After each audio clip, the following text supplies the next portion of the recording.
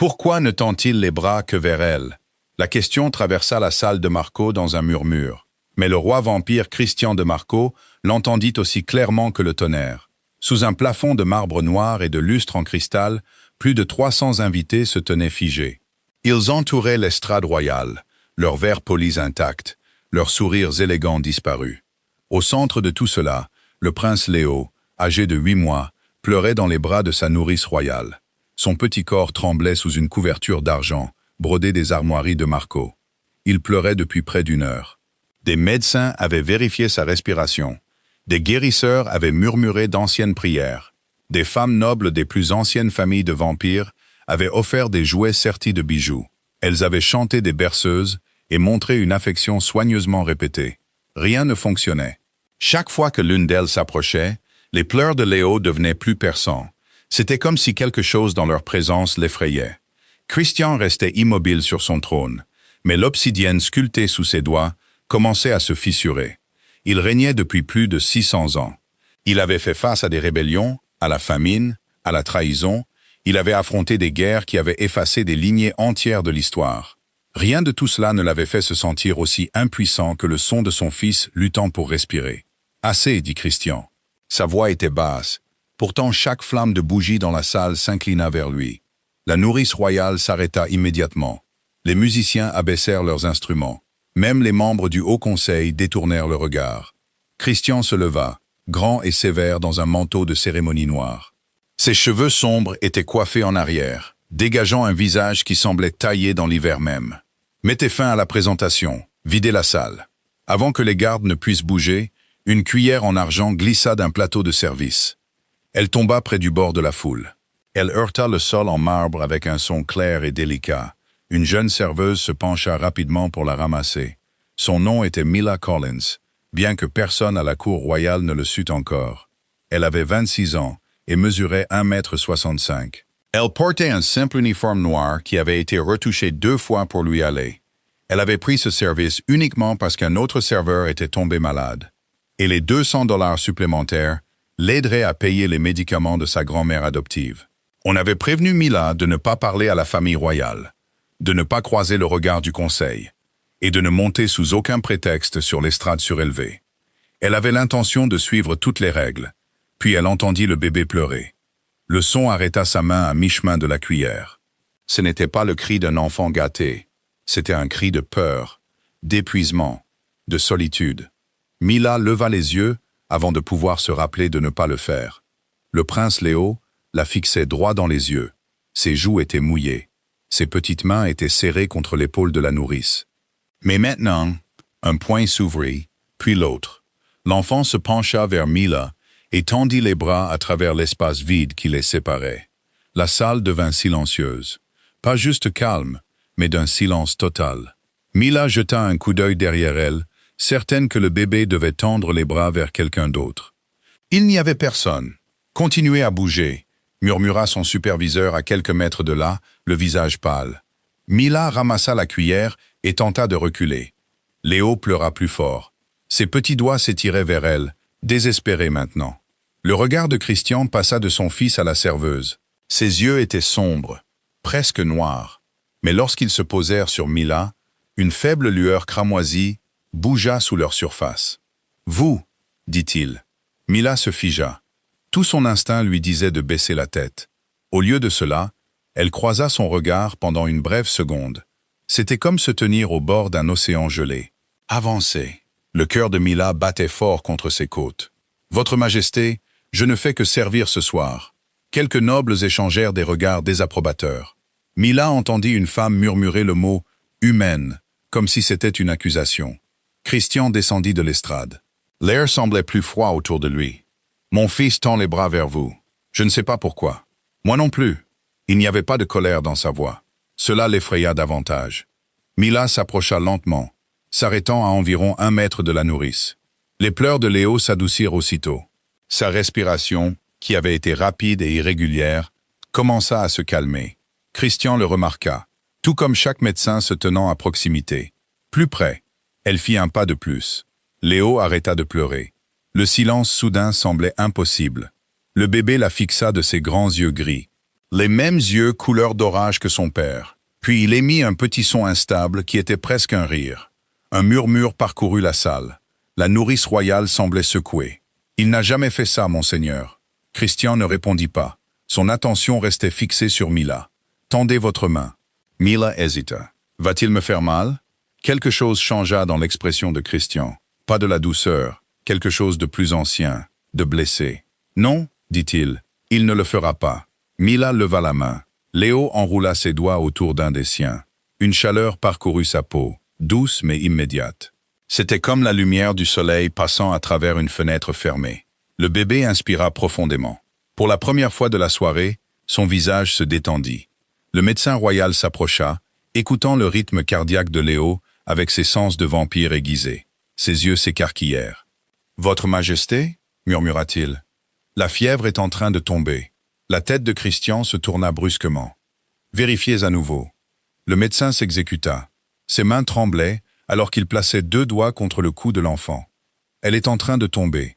Je ne peux pas l'expliquer. » Mila essaya de retirer sa main, submergée par les centaines de regards posés sur elle. Mais Léo la retint et émit un doux son de protestation. « Je devrais retourner au travail, dit-elle. »« Non, » répondit Christian. Ce simple mot traversa la salle comme une porte verrouillée.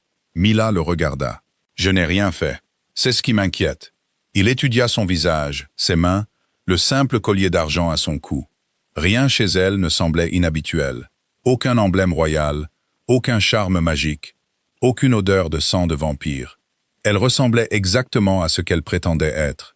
Une serveuse fatiguée qui s'attendait à une soirée ordinaire à porter des plateaux. Pourtant, son fils, qui avait rejeté tous les guérisseurs et nobles du royaume, s'accrochait à elle. C'était comme s'il l'avait attendue. Christian leva les yeux vers les gardes. Scellez la salle des archives du palais. Personne ne part tant que son identité n'est pas vérifiée. Mila retint son souffle. Mon identité? Votre nom. Mila Collins. Au moment où elle le dit, un conseiller âgé au fond de la salle laissa tomber son verre. Il se brisa sur le marbre. Christian entendit le cœur du vieux vampire trébucher. Mila n'entendit que le cristal qui se brisait. Elle se tourna vers le son, confuse. Le conseiller la fixait comme si un fantôme venait d'entrer dans la pièce. Puis le prince Léo resserra sa prise autour du doigt de Mila. Et sous la couverture d'argent, une faible lueur dorée commença à briller au-dessus de son cœur. La lueur dorée ne dura que 3 secondes, mais elle changea la pièce. Elle se propagea sous la couverture d'argent du prince Léo en un cercle doux. Elle était assez brillante pour se refléter dans les yeux de Christian de Marco. Puis elle disparut aussi soudainement qu'elle était apparue. Personne ne bougeait. Mila Collins se tenait toujours à côté de la nourrice royale. Un de ses doigts était pris dans la petite main du bébé. Elle ne savait pas si elle avait provoqué un miracle ou commis une offense qu'elle ne comprenait pas. Le conseiller âgé qui avait laissé tomber son verre baissa le premier le regard. Christian le remarqua. Il remarquait tout. « Seigneur Harrow, dit-il. » Le vieux vampire leva lentement les yeux. « Vous avez reconnu son nom. »« Je n'ai rien reconnu, votre majesté. » Le mensonge était fluide, mais son pouls le trahit. Christian se plaça entre Mila et le conseil. Il la protégea du poids de leur attention, sans en avoir l'air. « Alors votre peur est malvenue. » Seigneur Harrow ne dit rien. Christian se tourna vers le médecin royal. « Emmenez Léo dans ses appartements privés.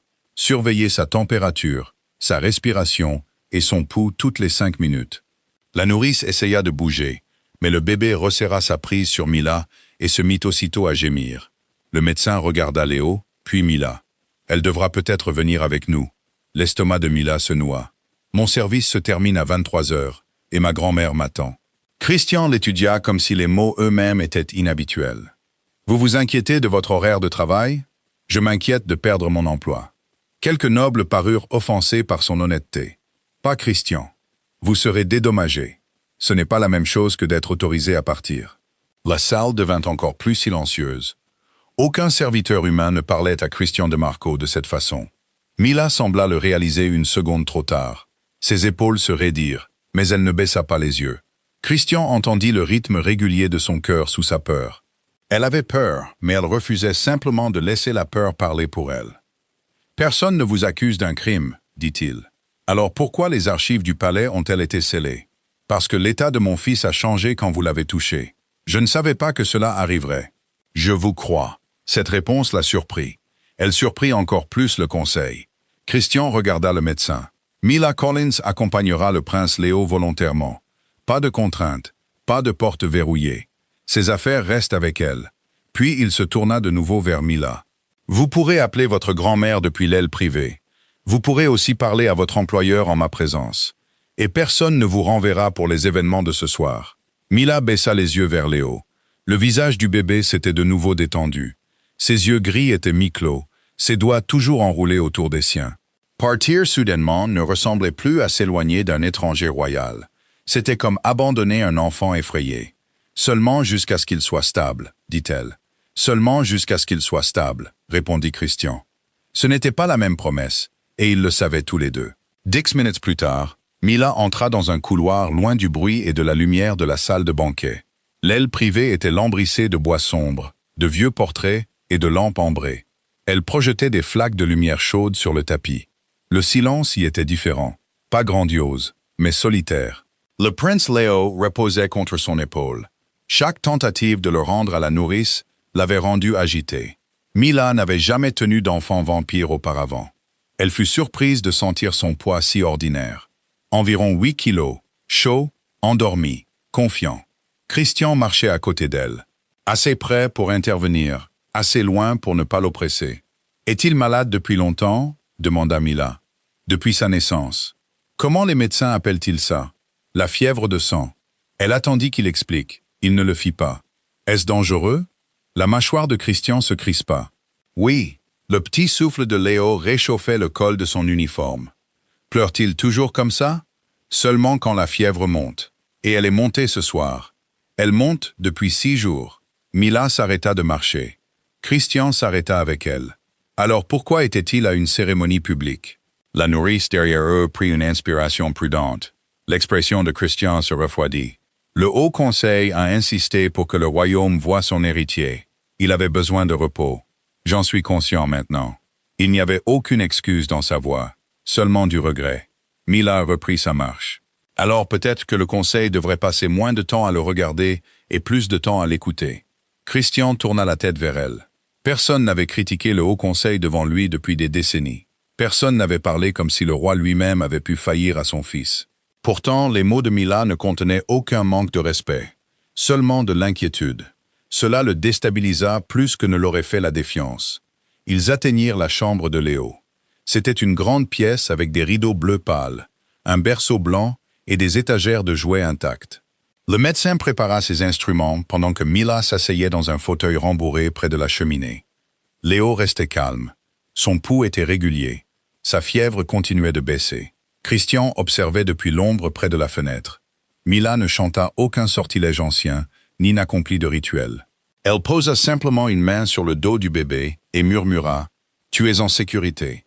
Personne n'a besoin de quoi que ce soit de toi en ce moment. » Léo soupira et s'endormit. Le visage de Christian changea pendant moins d'1 seconde. Mila le vit quand même. Le puissant roi avait l'air fatigué. Pas physiquement fatigué. Fatigué comme le deviennent les gens qui ont eu peur trop longtemps. « Vous devriez vous asseoir, dit-elle. Je n'en ai pas besoin. Ce n'est pas ce que j'ai dit. » Christian faillit répondre, mais un garde entra et s'inclina. « Votre Majesté, les premiers dossiers sont prêts. » Il tendit un dossier noir à Christian. Christian l'ouvrit. 26 ans, 2 emplois, pas de casier judiciaire, aucun lien avec la Société des vampires. Parents décédés, élevés par Evelyn Collins. Des détails ordinaires, trop ordinaires. Puis Christian atteignit la dernière page. L'acte de naissance original manquait. Le dossier de l'hôpital avait été remplacé. Chaque document datant d'avant le 4e anniversaire de Mila avait été créé le même jour, il y a 22 ans. Christian leva les yeux vers elle. Mila regardait toujours Léo dormir, ignorant que quelqu'un avait soigneusement effacé le début de sa vie. Christian referma le dossier sans laisser Mila voir les pages. Dehors, par les fenêtres de la nursery, les premières lueurs de l'aube commençaient à éclaircir le ciel. La vitre passait du noir au bleu profond. À l'intérieur, le prince Léo dormait contre la poitrine de Mila. Une petite main reposait sur le tissu de son uniforme. Le médecin royal vérifia à nouveau la température de l'enfant. Puis il regarda Christian avec incrédulité. « Normal, dit-il. » Pour la première fois en 6 jours, Christian fit un seul signe de tête. « Laissez-nous. » Le médecin hésita. « Votre Majesté, je devrais continuer à le surveiller. Vous resterez derrière la porte. » L'homme s'inclina et se retira avec la nourrice et les gardes.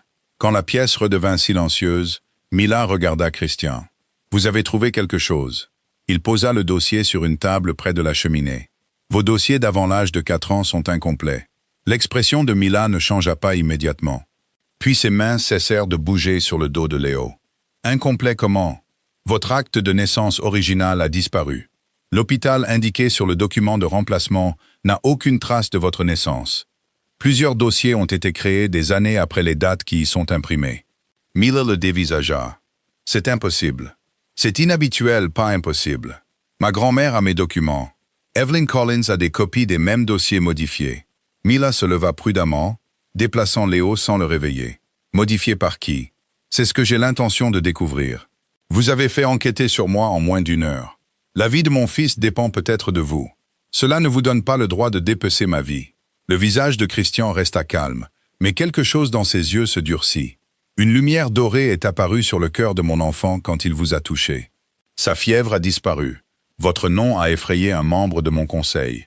Vos dossiers d'enfance ont été délibérément remplacés.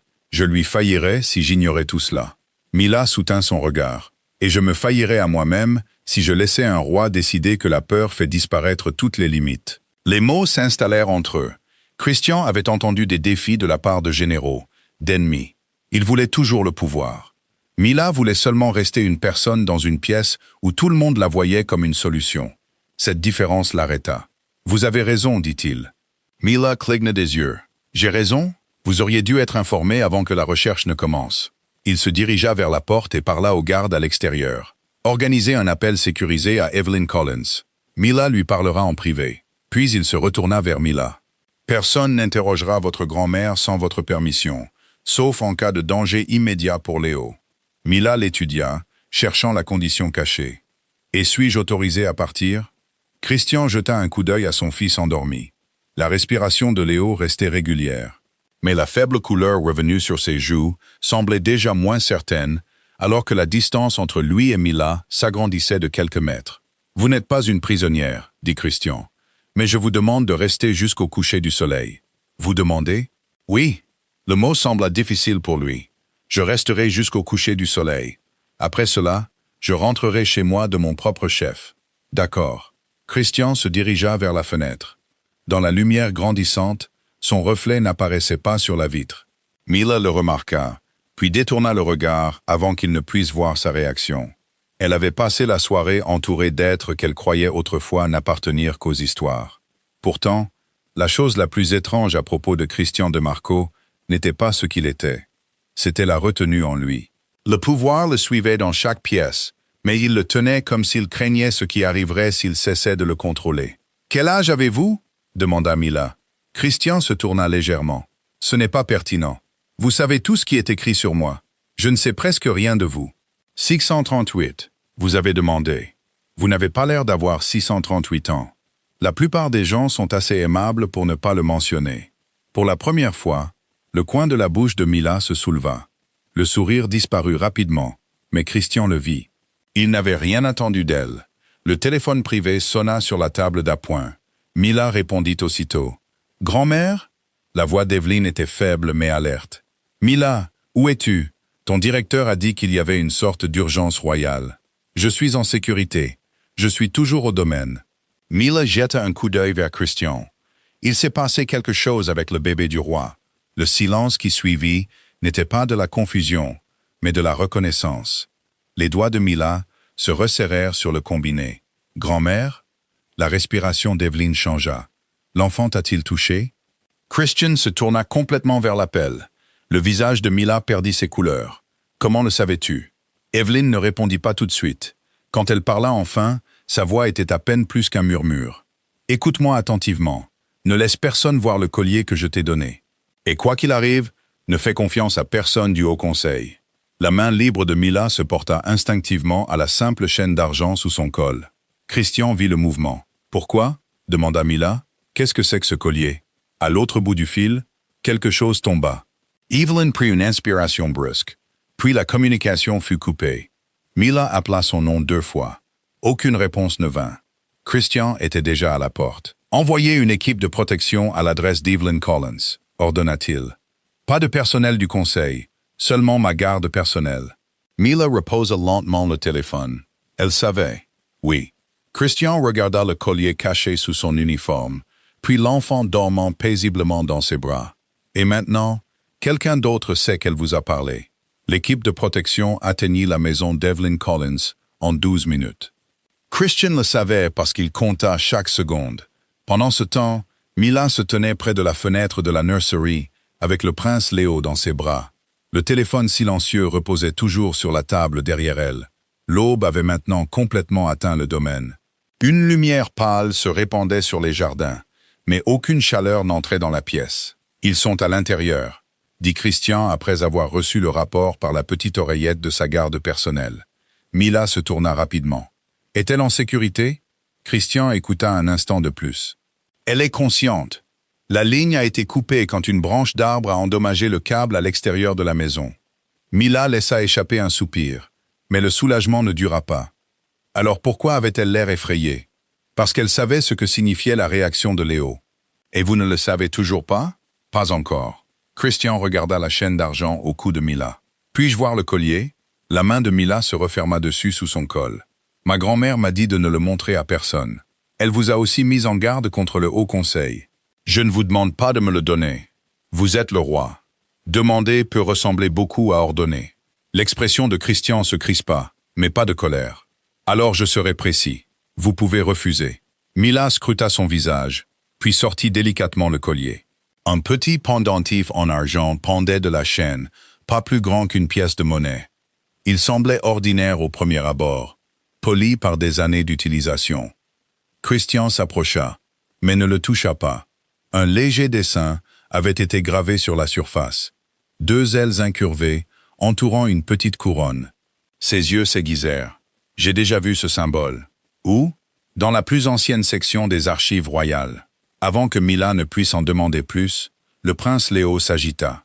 Au moment où le pendentif s'approcha de lui, une douce ligne dorée apparut sous sa surface. Léo ouvrit les yeux et tendit la main vers lui. Mila éloigna le collier. La lumière s'estompa. Christian observa la scène avec une concentration absolue. Nous devons tester ce qui se passe. Mila secoua immédiatement la tête. Pas sur lui. D'accord. Cette réponse vint si rapidement qu'elle marqua une pause. Christian se dirigea vers la porte et appela le médecin royal. En quelques minutes, la nursery fut préparée pour une observation contrôlée. Pas de sang, pas de sort, pas de contrainte.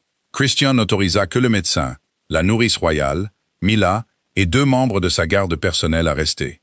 Il ordonna à tous les représentants du conseil de s'éloigner de l'aile privée. Le médecin plaça 3 chaises à égale distance du berceau de Léo. D'abord, la nourrice royale s'approcha. Elle s'occupait de Léo depuis sa naissance, et il connaissait sa voix. Elle parla doucement et lui tendit son hochet en argent préféré. Léo la regarda, mais ne tendit pas la main. Sa température restait élevée. Vint ensuite le médecin. Il ne portait aucun instrument et ne fit aucun mouvement brusque. Léo détourna le visage. Le médecin recula aussitôt. Puis Mila s'approcha. Elle s'arrêta à 2 mètres du berceau. La tête de Léo se tourna vers elle. À 1,20 m, ses mains s'ouvrirent. À 60 cm, la tension quitta son petit visage. Mila ne le toucha pas. Elle dit simplement « Léo ». Le pouls de Léo ralentit. Le médecin fixa l'appareil de lecture à côté du berceau. Sa température baisse à nouveau. Christian se tenait près de la cheminée, immobile. Mila recula. Elle le fit. À 2 mètres, Léo gémit. À 3 mètres, sa respiration devint irrégulière. Mila s'avança avant que Christian ne puisse parler. L'enfant se calma immédiatement. « Ça suffit, dit-elle. Ce n'est pas une expérience. » Christian regarda le médecin. « Votre conclusion ?» Le médecin jeta un coup d'œil à Mila, puis au pendentif. Sa présence crée une réponse mesurable. Ce n'est pas seulement une familiarité émotionnelle. Il la connaissait avant qu'elle ne le tienne. « Serait-ce de la magie ?» demanda Mila. « Oui, dit le médecin, mais pas sous une forme que je reconnais. » Christian s'approcha du berceau. Pourrait-elle causer la maladie et la supprimer quand elle s'approche? Le visage de Mila changea. La question la blessa, bien qu'elle essayât de ne pas le montrer. Le médecin réfléchit attentivement. Si c'était le cas, la fièvre n'aurait dû commencer qu'après son arrivée. Ce n'est pas le cas. Le prince Léo souffre de ces épisodes depuis sa naissance. Christian hocha la tête. Alors cette théorie est éliminée. Mila le regarda. Vous m'avez soupçonné. J'ai envisagé toutes les possibilités. Y compris que je puisse faire du mal à un bébé que je n'avais jamais rencontré. Y compris la possibilité que quelqu'un vous ait envoyé à votre insu. Mila se tut. Cette possibilité était plus difficile à écarter. Christian se tourna vers le médecin. Refaites la même observation une fois que Mila aura enlevé le collier. Mila détacha la chaîne et la posa sur une table de l'autre côté de la pièce. Elle s'approcha de nouveau de Léo. Le résultat ne changea pas. L'enfant tendit la main vers elle. Son pouls se stabilisa. Le pendentif intensifiait la lumière dorée, mais il n'était pas la source du lien. Le collier est un marqueur, pas une cause. Le médecin hocha lentement la tête. Ce que Léo reconnaît est en elle. Mila baissa les yeux sur ses mains comme si elles appartenaient à quelqu'un d'autre. En moi? Christian ne répondit pas immédiatement. Son attention s'était portée sur l'embrasure de la porte.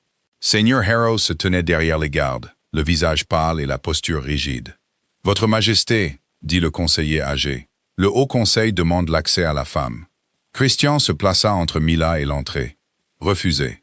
Les yeux de Harrow se posèrent sur le pendentif en argent, de l'autre côté de la pièce. La peur les traversa de nouveau. Cette fois, il ne put la cacher. « Vous ne comprenez pas ce qu'elle est. » Mila releva le menton. « Alors expliquez-le. » Harrow la regarda, comme s'il avait attendu 22 ans pour entendre cette voix. « Vous n'étiez pas censé être en vie. » Les mots restèrent dans la nursery longtemps après que Seigneur Harrow les eut prononcés. Mila se tenait à côté du berceau du prince Léo, une main posée près du pendentif en argent sur la table. Pendant ce temps, Christian faisait face à la porte avec une immobilité qui rendait la pièce plus petite. « Expliquez, » dit Christian. Harrow regarda les gardes, puis le médecin, comme s'il mesurait le nombre de témoins qu'il pouvait se permettre. « Pas ici. Vous êtes entré dans la chambre de mon fils sans permission et avez dit à Mila Collins qu'elle devrait être morte. Vous expliquerez ici. » La bouche de Harrow se serra. Le nom de Collins a disparu des registres royaux il y a 22 ans. Mila sentit le sol se dérober sous ses pieds, bien que rien ne bougeât. « Mes parents sont morts dans un incendie. » Harrow la regarda avec quelque chose qui n'était pas tout à fait de la pitié. « C'est ce que disent les documents. » Le regard de Christian s'aiguisa. « Qui a créé ces documents? » « Je ne sais pas. » Sa réponse vint trop vite. Christian l'entendit. Mila aussi. « Vous connaissiez mon nom, dit-elle. Vous connaissiez le symbole sur mon collier. Ne me dites pas que vous ne savez rien. » Harrow baissa la voix. « Il y a des vérités qui ont été enterrées pour protéger ce royaume. »« Enterrées par qui ?» demanda Christian. Harrow ne répondit pas. La lecture dorée à côté du berceau de Léo se mit à augmenter de nouveau. Mila se tourna immédiatement. Le bébé avait ouvert les yeux. Sa respiration devenait irrégulière, comme si la tension dans la pièce l'avait atteint. Elle s'approcha et plaça sa main près de son épaule. Léo se calma, mais pas complètement. « Il peut sentir ça, » dit Mila. « Quelle que soit la conversation que vous ayez, ayez-la ailleurs. » Harrow la dévisagea, incrédule. « Vous l'avez entendu, » dit Christian. « Nous passons dans la pièce voisine. » Mila le regarda. « Je viens. Vous devriez rester avec Léo. Il s'agit de ma vie. » Christian soutint son regard un instant, puis hocha la tête. La nourrice royale prit la place de Mila à côté du berceau. Léo regarda Mila jusqu'à ce que la porte entre les pièces se ferme. Le bureau attenant était plus petit, bordé d'étagères et d'une seule longue table. Christian plaça le pendentif de Mila au centre, mais garda ses mains à distance. Harrow se tenait en face d'eux. « Commencez par le symbole, » dit Christian. Harrow regarda le pendentif. Il appartenait à une famille humaine autrefois liée à la maison de Marco. « Liée comment ?» demanda Mila. « On ne m'a jamais donné le récit complet. »« Alors donnez-nous la partie qu'on vous a donnée. » Harrow expira lentement. La famille Collins apparaissait dans plusieurs dossiers scellés. Ils n'étaient pas nobles, ils n'étaient pas serviteurs. Leur nom était associé à d'anciens rapports médicaux concernant des enfants royaux. Le pouls de Mila s'accéléra. Des enfants atteints de la fièvre de sang? Les yeux de Harrow se tournèrent vers elle. Assez. Christian s'approcha de la table. Pourquoi les dossiers ont-ils été scellés? Sur ordre du Haut Conseil. Quel membre a signé l'ordre? Harrow hésita. Le registre des archives était restreint. Vous étiez le gardien des archives à l'époque. Harrow regarda vers la fenêtre. J'ai suivi les instructions. La voix de Christian resta calme, mais les lampes le long du mur baissèrent d'intensité. Harrow dit enfin, « Seigneur Victor Ashford ». Mila connaissait ce nom. Il s'était tenu près de l'avant de la salle de banquet, les cheveux argentés, élégant et calme, pendant que les autres paniquaient. Pourquoi se soucierait-il de ma famille? Je ne sais pas. L'expression de Christian devint plus froide. Une autre réponse incomplète. Harrow posa les deux mains sur la table. Il y a 22 ans, on m'a ordonné de retirer toutes les références à la lignée Collins des archives publiques.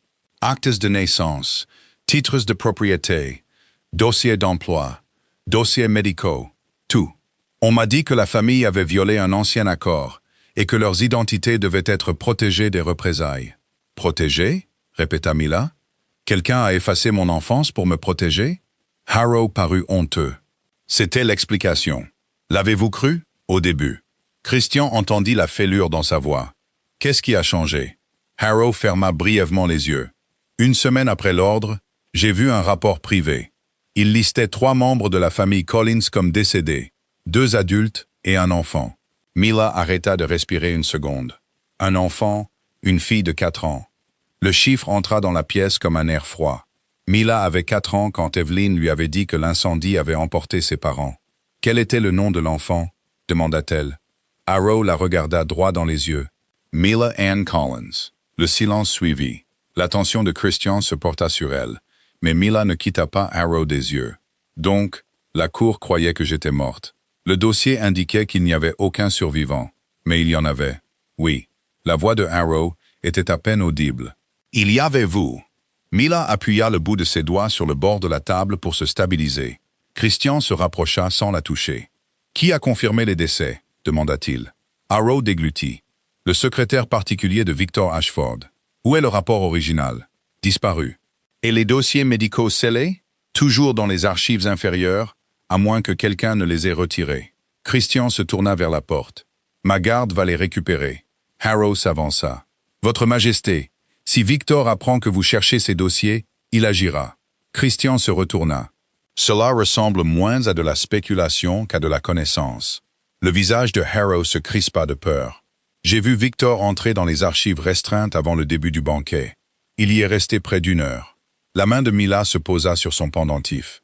Alors il savait que je venais. Harrow secoua la tête. Personne ne savait que vous seriez affecté au palais ce soir. Christian regarda vers le mur de la nurserie où Léo dormait à quelques mètres de là. Peut-être qu'il ne savait pas qu'elle venait, dit-il. Peut-être qu'il vérifiait si les dossiers Collins avaient bien disparu. À ce moment, la porte du bureau s'ouvrit. Un garde entra, portant un autre dossier noir. Votre Majesté, nous avons trouvé une trace de paiement liée à l'acte de naissance de remplacement. Christian prit le dossier et lut la première page. Le paiement avait été émis par une fondation privée 22 ans plus tôt. La fondation n'existait plus, mais la signature d'autorisation restait. Victor Ashford. Mila fixa le nom. Sa vie n'avait pas été perdue dans un incendie accidentel et enterrée par le temps. Quelqu'un avait conçu le silence autour d'elle, document par document, année par année, jusqu'à ce que même elle croie qu'il n'y avait plus rien à questionner. Christian lut l'autorisation de paiement 2 fois, puis referma le dossier avec un soin délibéré. Mila se tenait en face de lui, le pendentif en argent froid contre sa paume. Lord Harrow restait près de la table, comme si un faux mouvement pouvait le faire disparaître dans le sol. Derrière la porte attenante, le prince Léo dormait sous la surveillance de la nourrice royale. Son rythme cardiaque régulier était le seul son calme dans la suite. Victor Ashford a approuvé le paiement, dit Mila. Cela ne prouve pas qu'il a ordonné quoi que ce soit. Christian la regarda. Non, cela prouve qu'il a financé les faux dossiers. Nous avons encore besoin des dossiers médicaux originaux et d'un motif clair. Harrow jeta un coup d'œil vers le couloir. Le Conseil ne vous permettra pas d'enquêter discrètement sur l'un de ses membres les plus anciens. Ils n'ont pas à le permettre, dit Christian. Une cloche retentit dans le couloir extérieur, 3 notes lentes. Le visage de Harrow perdit ses couleurs. Ils sont déjà là. Les portes s'ouvrirent avant que Christian ne réponde. Lord Victor Ashford entra avec 5 membres du Haut Conseil derrière lui. Il portait un costume anthracite et une cravate argentée, parfaitement composée malgré l'heure matinale. Ses yeux pâles se posèrent d'abord sur Christian, puis sur Mila, puis sur le pendentif dans sa main. La pause dura moins d'1 seconde. Christian la vit. Votre Majesté, dit Victor en s'inclinant, nous avons été informés qu'une employée humaine a été autorisée à entrer dans la nursery royale après un incident magique inexpliqué. Vous avez été informé rapidement, répondit Christian. La sécurité de l'héritier nous concerne tous. Le regard de Victor se posa sur Mila. Surtout quand la menace se tient peut-être à côté de lui. Mila sentit tous les membres du conseil se tourner vers elle. Elle ne recula pas. Christian se déplaça légèrement, se plaçant entre elle et la porte ouverte. Énoncez clairement votre accusation. Victor croisa les mains derrière son dos. La femme est arrivée sans antécédents vérifiés. Le prince est devenu dépendant de sa présence en quelques minutes. Un symbole interdit est apparu sur son cœur. Ces documents sont faux. Ce n'est pas une coïncidence. C'est une infiltration. Mon affectation reste une affectation, dit Mila. On m'a appelé parce qu'une autre serveuse est tombée malade. Une explication commode, qui peut être confirmée par l'agence de recrutement. Victor lui adressa un mince sourire. Les humains peuvent être influencés sans s'en rendre compte. Christian l'observa attentivement. Victor n'essayait pas de prouver la culpabilité de Mila. Il essayait de rendre l'incertitude dangereuse. Le médecin a déjà éliminé la possibilité qu'elle ait causé la maladie de Léo, dit Christian. La fièvre a commencé à la naissance. Elle est peut-être liée à sa source ou à son remède, dit Harrow. Toutes les têtes se tournèrent vers lui. L'expression calme de Victor changea d'une fraction. Vous êtes à la retraite de l'autorité des archives depuis 19 ans, Seigneur Harrow. Je vous suggère d'éviter les spéculations. Harrow baissa les yeux, mais Christian entendit son pouls s'accélérer. Victor l'effrayait toujours. Ce n'est pas de la spéculation, dit Christian. Il posa le relevé de paiement sur la table. Votre signature a financé le remplacement de l'acte de naissance de Mila Collins, il y a 22 ans. La pièce devint immobile. Victor regarda la page sans s'approcher. Ma fondation a soutenu des centaines de familles déplacées. Je n'ai pas personnellement examiné chaque paiement. Ce paiement a été autorisé individuellement. Alors quelqu'un a utilisé ma signature. Mila l'étudia. Il répondait trop facilement. Vous souvenez-vous de la famille Collins? Demanda-t-elle. Victor la regarda comme si elle était une servante qui avait parlé sans y être autorisée. Non. Seigneur Harrow s'en souvient. Seigneur Harrow est âgé. L'insulte était discrète, presque polie. Les mains de Harrow se crispèrent à ses côtés. La voix de Christian se refroidit. Vous êtes également entré dans les archives restreintes avant le banquet. Pourquoi? Affaire du conseil. Quel dossier? Des dossiers classifiés, lâcha Victor. Les autres le remarquèrent. Le conseil a des responsabilités qui vont au-delà des préférences d'un seul dirigeant. La température dans la pièce chuta. Les lampes vacillèrent. Christian n'éleva pas la voix. Vous êtes dans l'aile privée de mon fils, discutant de sa maladie, tout en refusant de répondre à une question légitime. Choisissez vos prochains mots avec soin. Victor inclina la tête. J'ai examiné des cas historiques de fièvre de sang. C'est tout. Alors vous saviez que le nom Collins était lié à ces cas. Je savais que de nombreux noms apparaissaient dans d'anciens rapports. Mila ouvrit la main et montra le pendentif. Connaissiez-vous ce symbole? Victor le regarda. Cette fois, il contrôla sa réaction. Non. Un son doux vint de la nursery. Léo s'était réveillé. La nourrice royale essaya de le calmer, mais sa respiration devint rapidement irrégulière. Mila se tourna vers la porte. Victor se mit sur son chemin. Elle ne retourne pas auprès du prince tant que le conseil n'a pas terminé un examen. Christian fut à côté de lui avant que quiconque ne le voie bouger. Il ne toucha pas Victor. Il n'en avait pas besoin. Bougez. Victor tint bon. Votre jugement est compromis par l'épreuve, par la peur.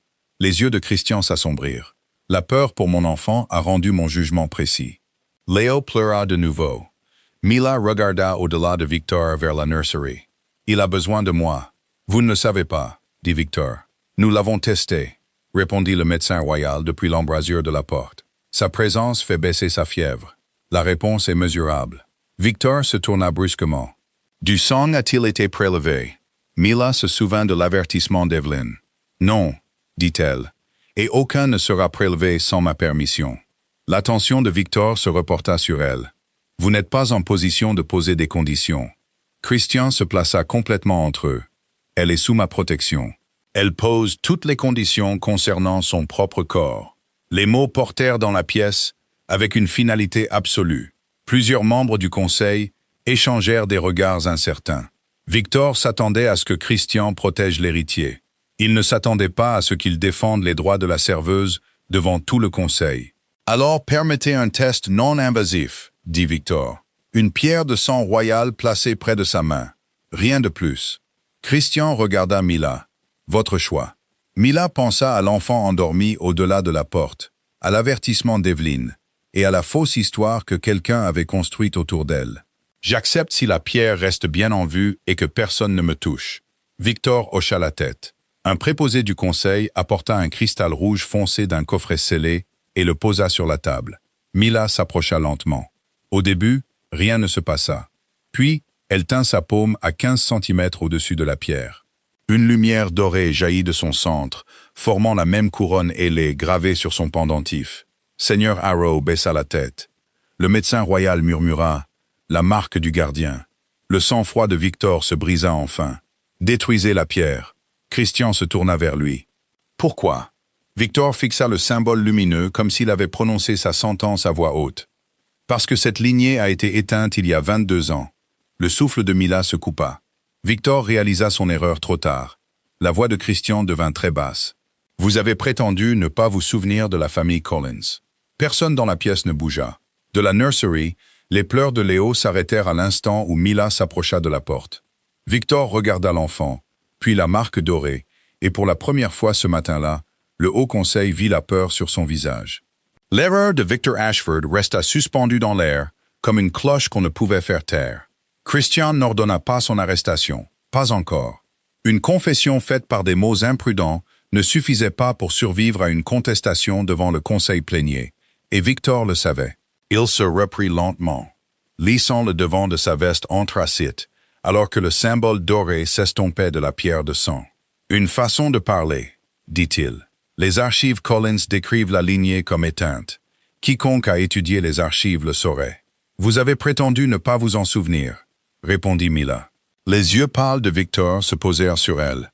La mémoire revient quand les preuves sont présentées. Christian s'avança vers la table. Alors vous resterez disponible pendant que ma garde examine chaque dossier lié à votre fondation. Victor releva le menton. Vous ne pouvez pas suspendre un membre senior du conseil sans un vote formel. Je ne vous suspends pas. Je restreins votre accès à la famille royale. Christian se tourna vers ses gardes. Seigneur Ashford ne doit pas entrer dans l'aile privée, les archives ou toute chambre occupée par le prince Léo. Ses correspondances sera surveillée jusqu'à la fin de l'enquête. 2 membres du conseil commencèrent à protester. Christian les regarda une fois. Ils se turent. Victor offrit une révérence superficielle, mais le calme de son visage n'atteignait plus ses yeux. « Soyez prudent, votre majesté. La peur peut faire passer la loyauté pour de la trahison, et l'arrogance peut faire parler la culpabilité avant qu'elle ne soit interrogée. » Victor partit avec le conseil sous escorte. Seigneur Harrow resta en arrière, fixant la pierre de sang assombrie. « Il n'attendra pas, dit-il. »« Moi non plus, répondit Christian. Il ordonna que Harrow soit placé sous surveillance protectrice, à la fois pour sa sécurité et parce que Christian ne lui faisait toujours pas entièrement confiance. Puis il retourna à la nursery. Mila était assise à côté du berceau de Léo, une main posée à travers les barreaux de bois. L'enfant s'était de nouveau endormi, ses doigts nonchalamment enroulés autour des siens. Elle avait l'air épuisée. Ses cheveux s'étaient échappés de sa coiffure de service soignée et un léger pli marquait sa joue là où Léo s'était appuyé contre son épaule. Elle portait toujours le même uniforme noir du banquet. Christian avait vu des reines endurer des cérémonies avec moins de sang-froid. « Une chambre d'amis a été préparée, dit-il. Je ne le quitte pas tant que sa fièvre est instable.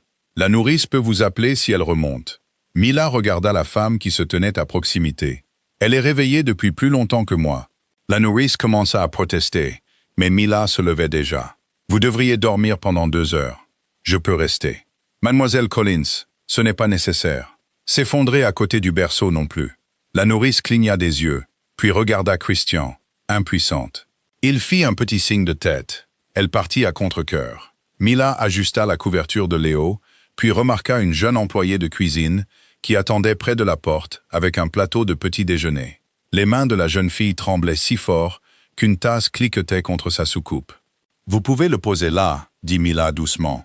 L'employé s'avança précipitamment, se prit le pied dans le bord du tapis et faillit tout perdre avant que quoi que ce soit ne tombe. « Je suis désolé, » murmura la jeune fille. « S'il vous plaît, Ne me signalez pas pour avoir failli faire tomber le café, demanda Mila. Le superviseur a dit que les erreurs dans l'aile royale sont un motif de renvoi. Mila prit le plateau de ses mains. Alors aucune erreur ne s'est produite. Elle remarqua une marque rouge autour du poignet de l'employé, là où le lourd plateau avait appuyé contre la peau. « Depuis combien de temps portez-vous ça ?»« Depuis minuit. » Mila lui tendit un petit pain emballé. « Mangez ça avant de redescendre. » La jeune fille le fixa. « C'est pour vous. Il y en a 3. Je n'ai pas le droit. » Mila le plaça doucement dans sa main. « Alors considérez qu'il a disparu dans des circonstances mystérieuses. » La jeune fille sourit malgré elle et partit d'un pas plus léger. Christian avait observé toute la scène depuis près de la cheminée. « Vous l'avez protégée d'une conséquence qu'elle n'avait pas méritée, » dit-il. Elle était fatiguée, pas négligente. La plupart des gens dans ce palais ne remarqueraient pas la différence. Cela ne rend pas la différence invisible. Plus tard dans la matinée, Christian l'observa de nouveau depuis la galerie à l'extérieur de la nursery. Un serviteur avait été réprimandé pour avoir apporté le mauvais médicament. Mila demanda à voir l'étiquette et découvrit que l'ordonnance manuscrite du médecin avait été mal copiée. Elle n'embarrassa pas l'employé qui avait fait l'erreur. Elle corrigea simplement le flacon, remercia le serviteur d'avoir attendu et le porta elle-même à l'intérieur.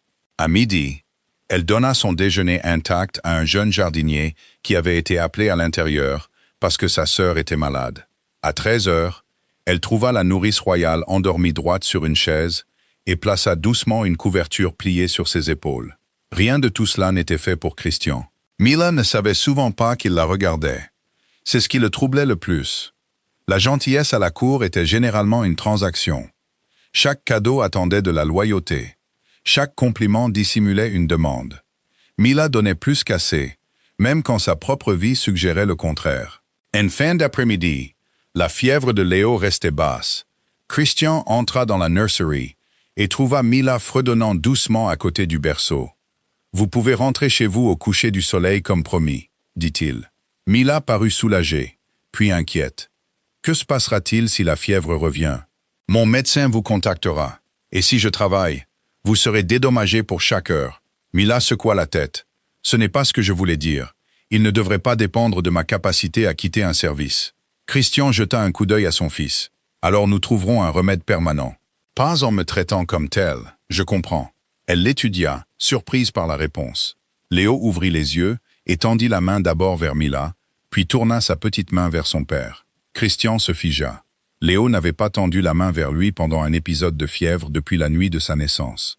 Mila remarqua l'hésitation sur le visage du roi. « Allez-y » murmura-t-elle. Christian plaça un doigt dans la main de son fils. Léo tenait Mila d'une main et Christian de l'autre. Sa respiration restait calme entre eux. Pendant un instant, l'ancien roi ne dit rien. Puis Léo forma un son doux avec ses lèvres. Les yeux de Mila s'écarquillèrent. Le bébé le répéta plus clairement cette fois. « Mila ». Christian la regarda par-dessus le berceau. Son fils avait prononcé son premier nom, et ce n'était pas celui de son père. Le premier mot clair de Léo laissa la nurserie plus silencieuse que n'importe quel ordre royal. Mila fixa l'enfant, puis Christian, ne sachant si elle devait sourire ou s'excuser. L'expression de Christian ne changea pas, mais la main posée à côté de celle de Léo resta parfaitement immobile. Pendant plus de 6 siècles, des généraux et des ambassadeurs avaient prononcé son nom avec crainte. Son fils avait choisi celui de Mila, puis un garde apparut à la porte. « Votre Majesté, Evelyn Collins est arrivée. » Mila se tourna si vite que la chaise à côté d'elle glissa sur le tapis. « Elle est ici, sous protection personnelle, » dit Christian. Aucun membre du conseil n'a été informé. Evelyn entra quelques minutes plus tard avec une canne dans une main et une boîte en bois sombre serrée contre sa poitrine. Elle avait 73 ans, était petite, les cheveux argentés, et vêtue d'un manteau bleu par-dessus ses vêtements de nuit. 2 gardes restèrent à l'extérieur. Au moment où elle vit Mila, la force quitta son expression soignée. « Oh, ma chérie !» Mila traversa la pièce et l'étreignit. Evelyn la tenait d'un bras, refusant de lâcher la boîte. « Tu m'as fait peur », murmura Mila. Le téléphone a coupé. « Je sais.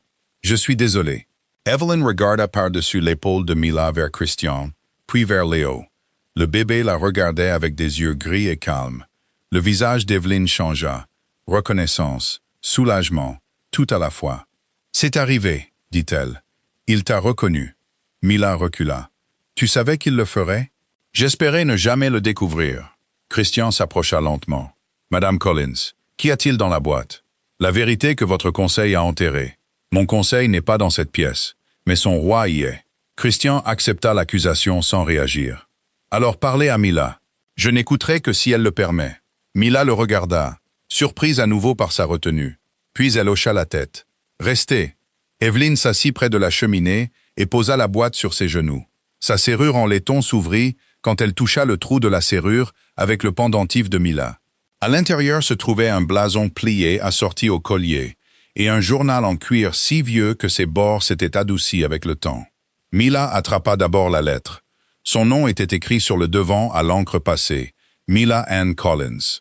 Elle regarda Evelyn. « Mon deuxième prénom est Anne? Ta mère l'a choisi. » Le souffle de Mila se coupa. Evelyn posa une main sur la sienne. Elle s'appelait Sarah. Ton père était Daniel. Il t'aimait plus que tout au monde. Mila déplia la lettre, mais ses yeux se brouillèrent avant qu'elle n'ait fini la première ligne. Evelyn commença à parler pour que Mila n'ait pas à lire seule. La famille Collins ne servait aucun trône. C'est important. Ils étaient des gardiens par choix, jamais des serviteurs par naissance. Le regard de Christian se porta sur le blason. Gardien de la maison de Marco. Evelyn hocha la tête. Il y a des siècles, le premier enfant de Marco, né avec la fièvre de sang, était en train de mourir. Aucun remède de vampire ne pouvait l'aider. Une guérisseuse humaine, nommée Eliza Collins, découvrit que sa présence calmait la fièvre. Son sang portait une résonance naturelle rare avec la lignée de Marco. Elle ne l'a pas guéri par la force ou le sacrifice. Elle l'a stabilisé assez longtemps pour que son corps se rétablisse. Mila regarda Léo. C'est pour ça qu'il tend les bras vers moi. Oui, dit Evelyn. Les nourrissons de Marco peuvent sentir la lignée des gardiens avant de comprendre le langage. Ton rythme cardiaque, ton odeur, le motif dans ton sang. Pour lui, tu es synonyme de sécurité. La voix de Christian était basse. Pourquoi ce lien a-t-il disparu de nos archives? Evelyn ouvrit le journal. Parce que les générations suivantes ont essayé de le contrôler. Certains dirigeants ont traité la famille Collins comme une propriété royale. Les gardiens ont refusé. L'accord final a rendu le lien volontaire. Aucun descendant Collins ne pouvait être contraint de servir, tester ou utiliser sans son consentement. Mila regarda Christian. Il soutint son regard. Cet accord sera honoré. Evelyn l'étudia un long moment avant de continuer. La famille Collins s'est retirée de la vie de cour, mais ils sont restés à proximité au cas où la fièvre de sang reviendrait. Il y a 22 ans, Sarah et Daniel ont découvert que quelqu'un traquait tous les descendants Collins vivants. Victor Ashford, dit Mila. Le silence d'Evelyn le confirma. Il croyait qu'il voulait que la lignée soit effacée avant la naissance du prochain héritier de Marco. L'expression de Christian se durcit. Pourquoi? Il ne connaissait pas son plan complet, seulement qu'il avait cherché d'anciennes lois de succession et des dossiers médicaux. Sarah et Daniel m'ont confié Mila, ont changé ces dossiers et ont arrangé l'incendie de la maison pour qu'il paraisse réel. Mila la fixa. Ils ont planifié l'incendie? Seulement l'histoire de l'incendie. La maison était vide quand elle a brûlé. Tes parents sont partis cette nuit-là pour détourner l'attention de nous. La voix de Mila devint plus petite. Ont-ils survécu? Evelyn baissa les yeux sur la lettre. Pas longtemps. Ils ont disparu 2 jours plus tard. Je n'ai jamais trouvé de preuve de ce qui s'est passé, mais ils n'existaient plus. Le deuil arriva étrangement pour des gens dont elle se souvenait à peine. Pas comme une blessure vive, mais comme une pièce vide, à laquelle on donnait soudain des noms. Sarah, Daniel, sa mère et son père. Christian s'approcha, bien qu'il ne la touchât pas. Les dossiers originaux peuvent encore prouver qui les a poursuivis. Evelyn hocha la tête. Le journal contient des copies de paiement, de dates et de références codées. Vos archives peuvent les vérifier. Christian ouvrit le journal avec précaution. Plusieurs pages portaient les initiales de Victor Ashford, à côté de transferts effectués par des fondations privées. Une entrée mentionnait une future crise de succession et la suppression de l'obstacle du gardien. Mila regarda Léo, puis Christian. Il voulait que l'enfant reste malade. Pas seulement malade, dit Christian. Sans un héritier en bonne santé, le Haut Conseil gagne le pouvoir de nommer un successeur. Les yeux d'Evelyn s'emplirent de peur. Victor a un neveu dans la lignée royale. La dernière pièce se mit en place. Victor n'avait pas effacé la famille Collins à cause d'une ancienne querelle. Il les avait effacés parce qu'un jour leur existence pourrait sauver l'héritier légitime. Léo fit un son doux depuis son berceau. Mila traversa la pièce et le souleva. Il posa sa tête contre son épaule sans crainte. Christian se tenait à côté d'eux, regardant l'enfant et la lettre dans la main de Mila. « Tes parents ne t'ont pas abandonné, dit-il. Ils t'ont caché parce qu'ils croyaient que ta vie comptait plus que leur propre sécurité. » Mila ferma les yeux un instant. Quand elle les rouvrit, quelque chose de plus fort se tenait à côté. « Alors nous prouverons ce que Victor a fait. » Christian la regarda. « Nous le ferons. » Evelyne plongea la main au fond de la boîte et en sortit un dernier objet, une enveloppe scellée, marquée du blason de Marco. « Il y a plus, dit-elle. Tes parents ont laissé ça pour le roi qui choisirait enfin de te protéger. » Christian accepta l'enveloppe scellée, mais ne l'ouvrit pas immédiatement. Le blason de Marco pressé dans la cire était ancien, bien plus ancien que le papier lui-même. Et en dessous, quelqu'un avait écrit une seule ligne d'une encre soignée. Pour le roi qui se souvient que la protection n'est pas la possession. Mila vit les mots et regarda Christian. Il les lut sans expression, bien que le sens l'atteignît. Evelyne était assise près de la cheminée, les deux mains posées sur sa canne. Léo restait calme dans les bras de Mila, ses petits doigts enroulés dans le tissu près de son épaule. Christian brisa le seau. À l'intérieur se trouvait une lettre écrite par Daniel Collins, ainsi qu'une fine feuille couverte de dates, de numéros de compte et de noms. Christian lut en silence pendant près d'une minute, puis ses yeux se levèrent. « Votre père savait que Victor utilisait des fondations caritatives pour déplacer de l'argent entre les bureaux du conseil. » Mila resserra sa prise sur Léo. « Dans quel but ?» Christian posa la feuille de comptabilité sur la table. « Pour supprimer des dossiers, déplacer des témoins et acheter un accès privé aux archives de succession. » Evelyne ferma les yeux. Daniel s'en doutait. « Il se doutait de plus que ça, » dit Christian. Il tendit la lettre à Mila. L'écriture était ferme au début et moins stable vers la fin. Mila lut à voix haute car le silence devint soudain insupportable. « Si ceci atteint le roi de Marco, alors notre tentative de rester caché a échoué. Victor Ashford croit que le prochain enfant royal naîtra avec la fièvre de sang. Il a examiné la loi, régissant un héritier inapte. Si l'enfant ne peut survivre la première année, le Haut Conseil peut nommer un successeur d'une branche collatérale. » Mila s'arrêta et regarda Christian. Son neveu. Christian hocha la tête.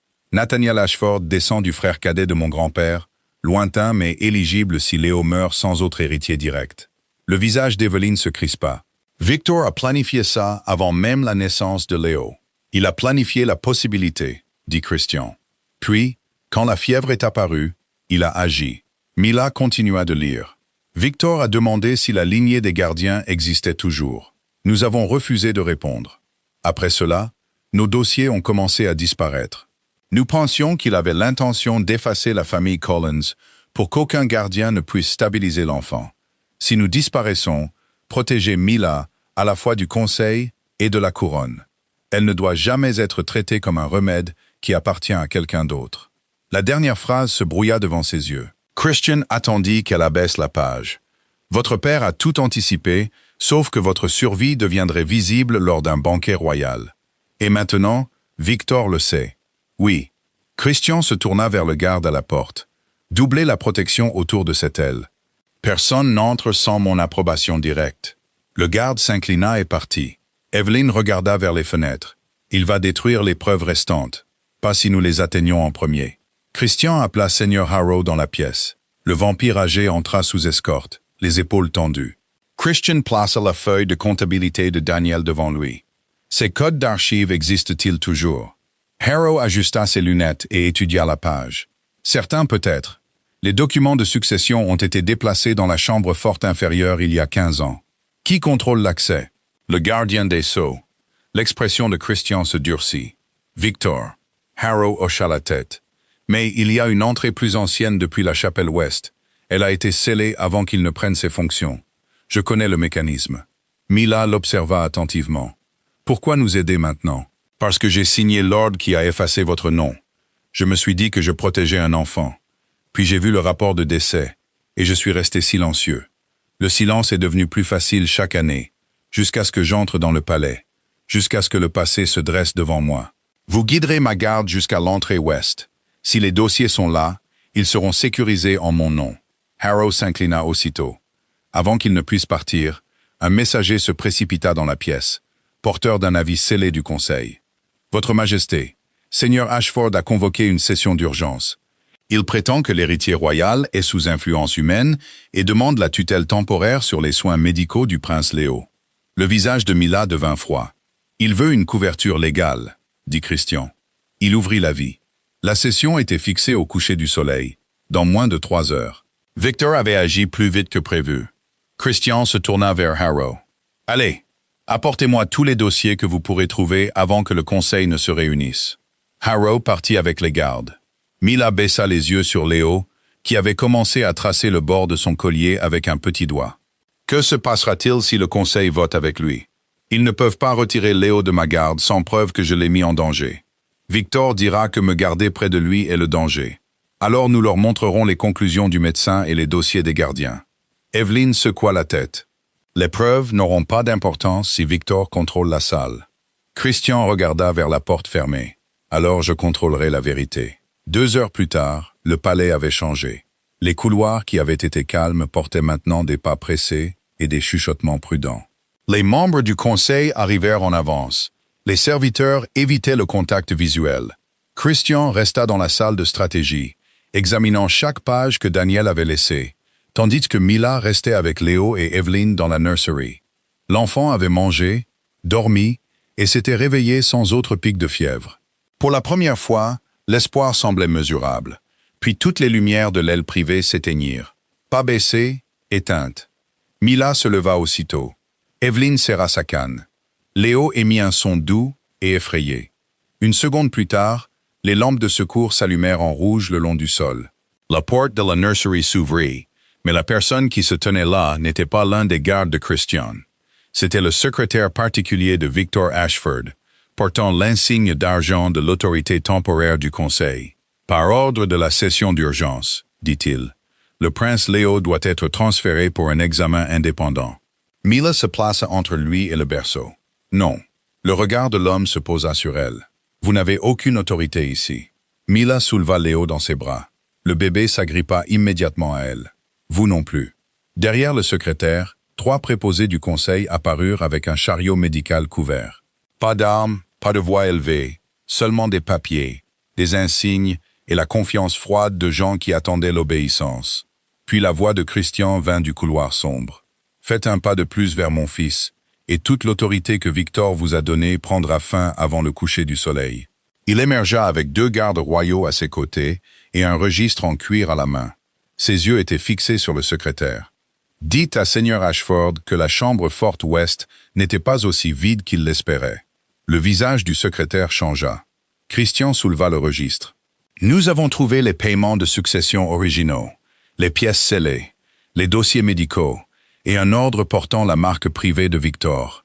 Il n'a pas effacé la famille de Mila pour protéger le royaume. Il les a effacés pour que mon enfant n'ait pas de gardien quand la fièvre de sang reviendrait. » Mila sentit le rythme cardiaque de Léo contre le sien.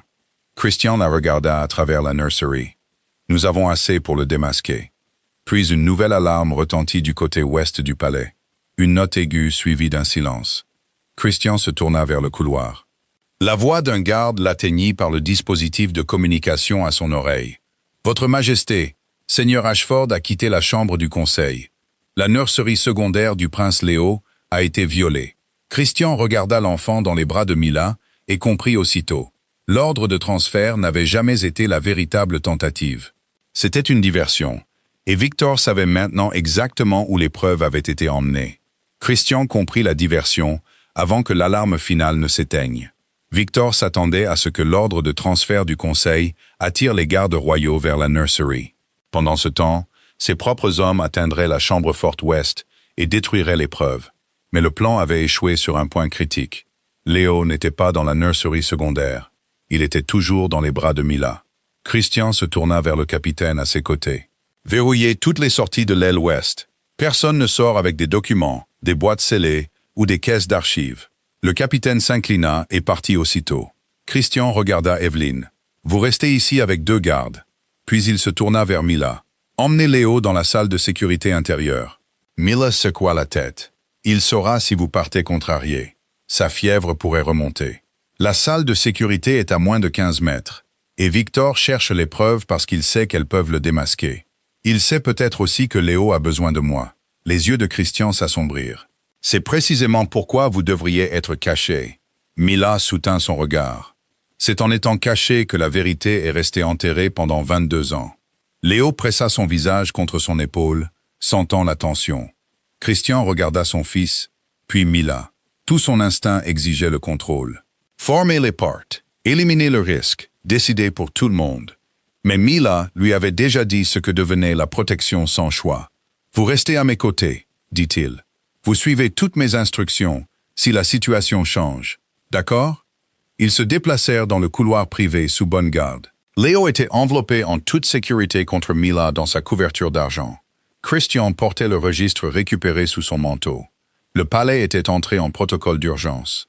Des lumières ambrées marquaient les itinéraires protégés le long du sol, tandis que de lourdes portes se fermaient derrière eux une par une. Aucun invité n'errait de pièce en pièce. Le silence semblait organisé, délibéré et dangereux sans une seule voix élevée. À l'entrée de l'aile ouest, Seigneur Arrow attendait à côté de 2 gardes royaux. Son visage était gris d'inquiétude. « La chambre des archives a été ouverte depuis le passage du conseil, » dit-il. Victor a l'autorité du gardien des sceaux. Les gardes ne pouvaient pas l'arrêter sans un ordre direct. La voix de Christian devint froide. Ils en ont un maintenant. Ils descendirent un escalier étroit dans les archives inférieures. L'air sentait le vieux papier, le cèdre et la pierre. En bas, une chambre circulaire s'ouvrait sous un plafond voûté. Des centaines de registres scellés tapissaient les murs. Au centre, se tenait Victor Ashford, à côté d'une table couverte de dossiers. 2 préposés du conseil tenaient des boîtes d'archives. Ils ne détruisaient rien. Ils réorganisaient. « Vous êtes venu rapidement, » dit Victor. Christian s'arrêta à 6 mètres de là. Mila resta derrière lui avec Léo. « Éloignez-vous des archives. » Victor regarda l'enfant. « Vous auriez dû accepter l'ordre de transfert. L'apparence de résistance ne vous aidera pas à la session d'urgence. La session n'est plus votre problème. » Christian sortit le registre récupéré et le posa sur un support voisin. « Vos paiements pour falsifier les dossiers de Mila Collins sont documentés. Votre accès à la loi de succession est documenté. Votre ordre de retirer les dossiers médicaux des Collins est documenté. » L'expression de Victor resta composée, et aucune de ces actions ne prouve une tentative contre le prince. Votre propre mémorandum le fait. Christian ouvrit le registre à une page marquée. Vous avez écrit que l'obstacle du gardien devait être retiré avant que le prochain héritier n'entre dans sa première année. Harrow fixa Victor. Mila sentit la prise de Léo se resserrer contre son uniforme. Victor jeta un coup d'œil au préposé. Ils baissèrent les yeux. Ce langage faisait référence à une ingérence politique, dit-il. La famille Collins n'avait aucune autorité légale sur la médecine royale. Mila entra dans le champ de vision. Ma famille ne l'a jamais demandé. Ils ont demandé à être libres. Victor la regarda enfin directement.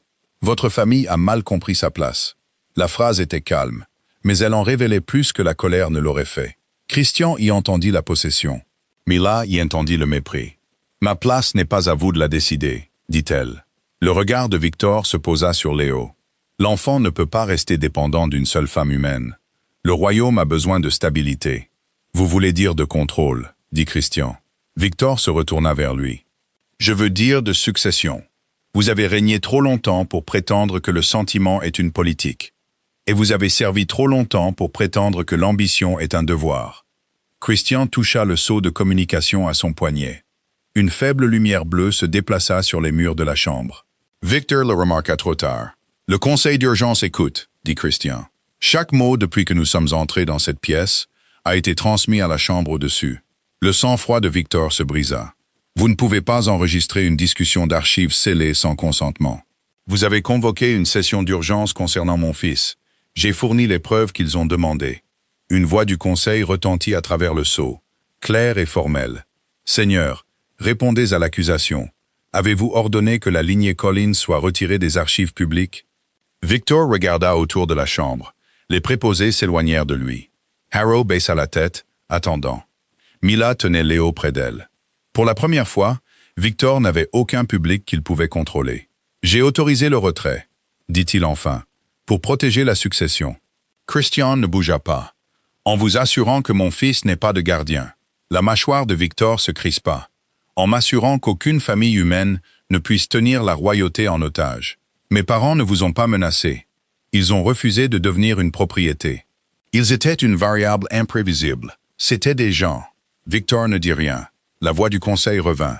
Avez-vous ordonné la création de faux actes de décès pour Mila Collins? Victor regarda les boîtes de registre et les marqueurs de communication lumineux. Le silence devint une réponse. Puis Léo se mit à pleurer. Le son était doux au début, puis tendu. Mila baissa les yeux et sentit la chaleur monter sous sa couverture. « Sa fièvre », murmura-t-elle. Christian se mit à ses côtés. Victor regarda avec un intérêt soudain. « Vous voyez » dit-il, « le lien est instable. » Mila pressa doucement une main contre le dos de Léo. « Non, il a peur. » Elle s'éloigna de Victor, ralentit sa respiration et parla doucement à l'enfant. « Tu es en sécurité. Ton père est là. Je suis là. » Les pleurs de Léo s'affaiblirent. Son rythme cardiaque se stabilisa contre sa paume. Le conseil entendit tout à travers le seau ouvert. Christian regarda Victor. « Mon fils n'a pas besoin de votre version de la stabilité. » La fièvre de Léo continua de baisser. Il a besoin de gens qui le protègent sans le posséder. La voix du conseil parla de nouveau, plus ferme maintenant. Par autorité d'urgence, Victor Ashford est suspendu de ses fonctions en attendant un procès formel. Les gardes royaux sécuriseront les archives et tous les dossiers connexes. Victor resta immobile alors que les préposés s'éloignaient. Christian ne célébra pas. Mila ne parut pas soulagée. Il y avait encore des dossiers manquants, des questions sans réponse sur ses parents, et un enfant dont la maladie n'avait pas encore été guérie de façon permanente. Mais le plus vieux mensonge du palais avait enfin été prononcé à voix haute par l'homme qui l'avait créé. Victor Ashford fut escorté hors des archives sans résistance, mais la victoire semblait incomplète. Tandis que les gardes royaux scellaient chaque registre, boîte et mémorandum privés dans la chambre, le prince Léo s'était calmé. Pourtant, la fièvre n'avait pas disparu. Une chaleur persistait sous sa peau, faible mais tenace, comme si la maladie s'était retirée plutôt que de se rendre. Le médecin royal arriva en quelques minutes et l'examina sous les lumières des archives. « Son pouls est stable, dit-il, mais le schéma a changé. Les épisodes se rapprochent. » Mila regarda Christian. Le lien ne fait que le calmer. « Pas encore, » répondit le médecin. Il ouvrit l'un des dossiers médicaux Collins récupérés. La plupart des pages étaient cassantes, écrites à la main et marquées de dates s'étalant sur plus de 4 siècles. Les archives originales des gardiens décrivent 2 étapes. La reconnaissance stabilise l'enfant. Le consentement complète le lien. L'expression de Christian se durcit. Définissez le consentement. Une déclaration volontaire du gardien, attestée par le parent et scellée par le blason de la famille. Aucun sang n'est requis, aucun sacrifice physique. Le gardien choisit de rester ou non connecté à la guérison de l'enfant. Mila baissa les yeux sur Léo. « Et si je dis non ?» Le médecin n'hésita pas. Alors rien ne se passe. L'accord a été conçu pour empêcher la coercition. Christian se tourna complètement vers elle. « Vous ne subirez aucune pression. Votre fils va de plus en plus mal. Cela ne vous enlève pas le droit de choisir. » Mila étudia son visage. Il avait de nouveau peur, mais il n'avait pas utilisé la peur comme une permission. Cela comptait. Seigneur Harrow s'approcha avec un autre dossier scellé. « Votre Majesté, nous avons trouvé le pacte original des gardiens. » Il le posa sur la table. Le document portait 2 signatures datant de plusieurs siècles. Un de Marco, un Collins, et en dessous une clause écrite à l'encre sombre. Le gardien peut se tenir à côté de l'héritier, mais n'appartiendra jamais à la couronne. Mila lut la ligne 2 fois. Puis elle regarda Evelyn qui avait été amenée sous bonne garde et se tenait maintenant près de l'escalier. Mes parents savaient-ils comment compléter le lien? Evelyn hocha la tête. Oui, ils ont laissé des instructions au cas où tu serais découverte. Pourquoi ne me l'as-tu jamais dit? Parce que te le dire aurait placé le poids d'un royaume sur une enfant. Mila regarda vers les portes scellées des archives où Victor avait disparu. Et parce que tu pensais qu'il me trouverait. Oui. La voix d'Evelyn trembla. Je voulais que tu aies une vie normale. Mila jeta un coup d'œil à son uniforme de serveuse noire, aux archives royales, au bébé qui tenait son doigt comme s'il la connaissait depuis toujours. Je suppose que la normalité avait d'autres plans. Christian faillit sourire, mais Léo s'agita faiblement dans ses bras. Le médecin regarda de nouveau les lectures. Nous devrions retourner à la nurserie. Le pacte doit être complété quelque part où le prince se sent en sécurité. Ils montèrent sous bonne garde. Au moment où ils atteignirent l'aile privée, Le Conseil avait émis un ordre formel, retirant Victor de toutes ses fonctions et plaçant le processus de succession sous protection royale directe. Son neveu, Nathaniel Ashford, renonça publiquement à toute prétention liée aux actions de Victor et accepta de témoigner. La conspiration avait perdu son fondement politique. Pourtant, la fièvre de Léo montait. Mila s'assit à côté du berceau, tandis que Christian se tenait de l'autre côté. Evelyn plaça le blason des Collins sur une petite table entre eux. Le médecin ouvrit le pacte à la dernière page. Seulement une déclaration de libre choix. Le gardien doit parler clairement. Mila regarda Christian. À quoi est-ce que je consens exactement? À aider à stabiliser Léo jusqu'à ce que son corps surmonte la fièvre, dit le médecin. D'après les archives, cela peut prendre plusieurs mois. Le lien ne vous contrôle pas, ne vous change pas et ne vous oblige pas à rester au palais. Il permet à votre présence de guider sa guérison, même lorsque vous ne le touchez pas. Et après sa guérison, le lien devient dormant. La voix de Christian était basse. Vous pouvez toujours partir quand vous le souhaitez. Mila regarda l'enfant. Les yeux de Léo étaient mi-clos, fixés sur elle à travers la fièvre. Elle pensa à Sarah et Daniel, des parents qui l'avaient caché, parce qu'ils croyaient que sa vie lui appartenait. Elle pensa à Victor, qui avait effacé des gens parce qu'il croyait que le pouvoir lui donnait la possession. Puis elle pensa à Christian, qui avait toutes les raisons de lui commander et avait choisi de ne pas le faire. Mila posa sa main sur le blason des Collins. « Je choisis d'aider Léo de Marco, dit-elle. Non parce qu'un trône l'exige, non parce qu'un vieil accord m'y oblige. Je le choisis parce que c'est un enfant qui mérite d'être en sécurité. » Christian plaça une main à côté de la sienne, pas dessus, et je suis témoin de ce choix, en tant que son père, non en tant que son roi. Le blason se réchauffa sous la paume de Mila. Une lumière dorée se déplaça sur sa surface, douce et régulière, puis traversa les barreaux du berceau comme la lumière du soleil matinal. Léo inspira profondément. Son petit corps se détendit. La lecture de la fièvre commença à baisser. 37,2. 37, normal. Le médecin vérifia encore, puis encore. « Ça tient », murmura-t-il. Léo ouvrit les yeux. Il tendit une main vers Mila et l'autre vers Christian. Cette fois, sa prise était forte. Evelyn se couvrit la bouche alors que les larmes remplissaient ses yeux. Mila se pencha et murmura « Tu es en sécurité, mon petit. » Puis, Seigneur Arrow entra avec un dernier dossier récupéré. « Votre Majesté, nous avons trouvé le rapport principal concernant Sarah et Daniel Collins. » Mila se leva lentement. Harold le lui tendit, pas à Christian. Le rapport confirmait que ses parents avaient échappé à la première recherche de Victor et avaient vécu sous de faux noms pendant près de 2 ans. Ils étaient morts plus tard dans un accident de la route en se rendant pour livrer des preuves à un juge fédéral. Pas d'attaque, pas d'exécution cachée, pas de disparition sans réponse. Leur dernière déclaration avait survécu dans le dossier du tribunal. Mila lut la dernière ligne à voix haute. « Dites à notre fille que nous ne l'avons pas laissée derrière. Nous sommes partis pour qu'elle puisse continuer à avancer. » La pièce devint silencieuse. Christian se tenait à côté d'elle pendant qu'elle pleurait doucement. Non plus d'incertitude maintenant, mais de la vérité qui prenait enfin forme. Léo dormait paisiblement entre eux. Le pouvoir de Victor avait été brisé. Le lien avait été choisi librement. La fièvre avait commencé à guérir, et après 22 ans, Mila savait enfin que ses parents n'avaient pas disparu dans le silence. Ils avaient passé leurs derniers jours à protéger l'avenir, qu'elle était maintenant assez forte pour revendiquer. Le matin, le palais ne chuchotait plus sur Mila Collins comme une menace. Il chuchotait sur les dossiers qui avaient été ouverts, le témoignage que Victor Ashford ne pouvait plus nier, et l'enfant qui avait dormi toute la nuit sans une seule récidive de la fièvre de sang. Christian se tenait devant le haut conseil plénier, dans le même manteau de cérémonie noire qu'il avait porté au banquet, mais la salle autour de lui avait changé. Le siège de Victor était vide. Son blason familial avait été retiré du mur. Chaque registre récupéré, autorisation de paiement, mémorandum scellé et rapport médical reposait sur la longue table sous les lumières du conseil. Mila était assise à côté d'Evelyn, près de l'avant de la chambre. Pas derrière les serviteurs, pas caché derrière les portes. Le prince Léo restait dans la nursery sous la garde du médecin royal, sa température normale et sa respiration régulière. Christian ne commença pas par Victor, il commença par la famille Collins.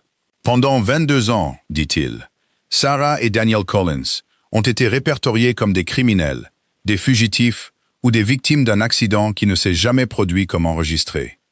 Leur véritable service a été effacé parce qu'ils ont refusé de livrer leur fille et leur liberté à cette cour.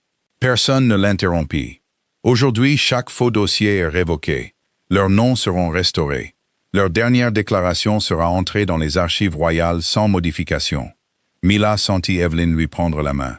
De l'autre côté de la chambre, Seigneur Harrow baissa la tête. Il avait déjà soumis une confession écrite décrivant son rôle dans la suppression des dossiers. Christian avait accepté la confession, mais n'avait pas excusé le silence. Seigneur Harrow perdra tous ses privilèges d'archives restants, continua Christian. Il assistera également à une commission indépendante jusqu'à ce que chaque dossier modifié ait été corrigé.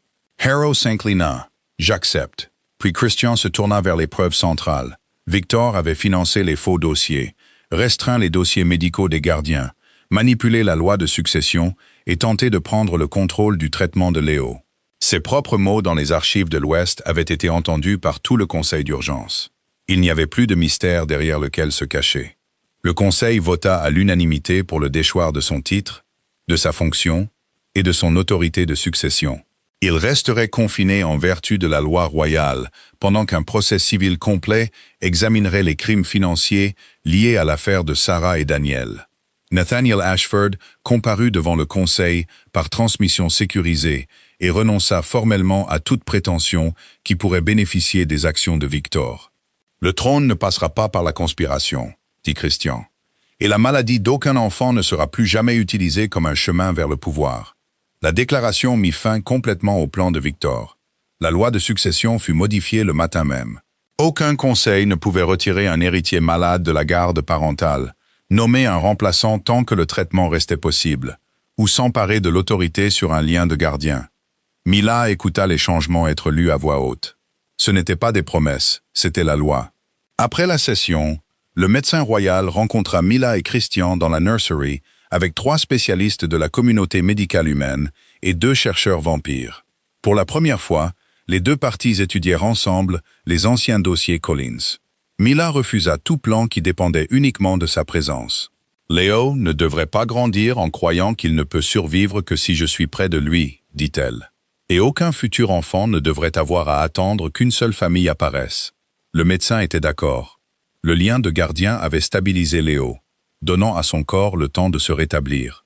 Mais les anciens journaux décrivaient également des schémas respiratoires, des changements de température, des carences en minéraux et des déclencheurs environnementaux qui avaient été ignorés pendant des siècles, parce que le Conseil avait préféré le secret à la recherche. Mila autorise des tests non-invasifs et fournit l'historique médical de sa famille à partir des dossiers d'Evelyn, mais elle ne donna pas de sang. Christian soutint chaque limite sans argument. Au cours des 3 semaines suivantes, ils combinèrent la stabilisation par le gardien avec la médecine, une exposition contrôlée à la lumière, la nutrition et un repos surveillé. Léo s'améliorait chaque jour. Le lien restait, mais il ne s'affaiblissait plus quand Mila quittait la pièce. À la fin de la 3e semaine, elle pouvait retourner à son appartement pour la nuit sans que sa fièvre ne monte. Cela comptait pour elle plus que quiconque ne le comprenait. Cela signifiait qu'elle l'avait aidé sans être piégée par son besoin. Christian organisa le remboursement de chaque heure qu'elle avait manqué au travail et couvrit les factures d'hôpital impayées d'Evelyn. Mila accepta le salaire qu'elle avait gagné, mais refusa le reste jusqu'à ce que Christian change l'offre. Au lieu d'un cadeau privé, il créa un fonds médical public, au nom de Sarah et Daniel Collins, dédié aux enfants des communautés humaines et vampires. Evelyn sourit quand Mila accepta. « Tes parents auraient aimé ça, dit-elle. » Un mois après le banquet, Christian invita Mila à la bibliothèque où le pacte des Collins avait été restauré derrière une vitre de protection. Il posa un document officiel sur la table. « La Cour a reconnu une nouvelle fonction, dit-il. Guardian royal, indépendant de la couronne, avec autorité sur l'éthique médicale, la protection de l'enfance et la représentation humaine dans la politique du palais. » Mila lut chaque page. « Ceci dit que je peux refuser les ordres royaux. Oui, il est dit que je ne peux pas être démise par le roi seul. Correct. Et ça me donne mon propre personnel. Vous vous êtes plainte que trop de gens dans ce palais étaient invisibles. » Mila leva les yeux. « Je ne me suis pas plainte. Vous avez été très clair. Un petit sourire passa entre eux. Puis son expression devint sérieuse. J'accepterai à 3 conditions. Les enfants humains et vampires reçoivent une protection égale. Le lien Collins reste volontaire pour toujours, et le fonds médical ne peut pas être contrôlé par le conseil. Christian hocha la tête. Les 3 sont déjà écrites dans la section finale. Mila tourna la page et trouva sa signature sous les termes. Il l'avait anticipé parce qu'il avait écouté. Elle signa son nom à côté du sien. Cet après-midi-là, dans le jardin restauré à l'extérieur de la nursery, Léo fit son premier pas chancelant en tenant le bord du manteau de Mila. Christian se tenait à quelques mètres de là, regardant avec une fierté tranquille qu'il n'essayait plus de cacher. Léo lâcha le tissu, vacilla et tendit la main vers son père. Christian s'agenouilla et le rattrapa doucement. Mila regarda le roi tenir son fils sous la chaude lumière de l'après-midi. La fièvre était partie.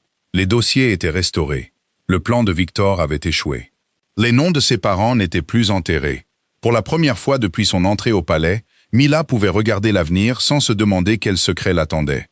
1 an plus tard, le printemps revint au palais de Marco avec une confiance tranquille que personne n'avait ressentie depuis des générations. Les jardins qui étaient autrefois vides pendant la maladie du prince Léo étaient maintenant remplis d'enfants riant sous les arbres en fleurs. Des familles humaines et des familles de vampires parcouraient les mêmes sentiers de pierre sans hésitation. Elles s'arrêtaient ensemble au nouveau pavillon des enfants, Sarah et Daniel Collins, où des médecins des 2 communautés travaillaient côte à côte. Ce qui avait commencé comme un effort désespéré pour sauver un enfant était devenu une promesse d'en protéger beaucoup. Le prince Léo, marchant maintenant à petits pas déterminés, courait à travers l'herbe avec l'enthousiasme intrépide que seuls les enfants possèdent. Il riait en poursuivant des papillons colorés dans la roseraie, ses yeux gris pleins de curiosité au lieu de douleur. Les médecins ne mesuraient plus sa température toutes les heures. Les épisodes de fièvre de sang n'étaient jamais revenus. Le traitement développé à partir des archives restaurées des Collins, combiné à la médecine moderne et aux liens de gardiens librement choisis, était devenu la nouvelle norme de soins pour chaque enfant né avec cette condition. La maladie qui avait autrefois été cachée derrière des archives verrouillées était maintenant ouvertement étudiée, comprise et traitée. À proximité, Evelyn Collins était assise sous un érable en fleurs, enveloppée dans un châle bleu clair, souriant en regardant Léo courir. Sa santé s'était améliorée de façon constante au cours de l'année écoulée. Elle plaisantait souvent, en disant qu'elle avait vécu assez longtemps pour voir des choses impossibles devenir ordinaires. Et elle ne s'inquiétait plus que quelqu'un frappe à sa porte pour effacer un autre chapitre de l'histoire de sa famille. Leur nom avait été restauré, leur sacrifice avait été honoré, leur vérité avait enfin trouvé une demeure permanente. Mila Collins se tenait près de la fontaine du jardin, parlant avec 2 jeunes médecins du nouveau programme de sensibilisation pour enfants financé par la fondation Sarah et Daniel Collins. Elle ne portait plus d'uniforme de serveuse. Au lieu de cela, elle était simplement vêtue d'un manteau bleu marine portant le blason de gardien en argent, un symbole qui représentait la responsabilité plutôt que le rang. Son bureau restait indépendant du trône, exactement comme la nouvelle loi l'exigeait. Elle inspectait les hôpitaux, examinait l'éthique médicale, protégeait les enfants quelle que soit leur lignée, et possédait l'autorité de contester les décisions du palais chaque fois que nécessaire. Certains conseillers avaient prédit un conflit entre le gardien royal et le roi vampire. Au lieu de cela, ils trouvèrent quelque chose de plus rare. Le respect mutuel était devenu plus fort que l'autorité. Christian de Marco observait depuis la terrasse du palais, avant de la rejoindre tranquillement dans le jardin.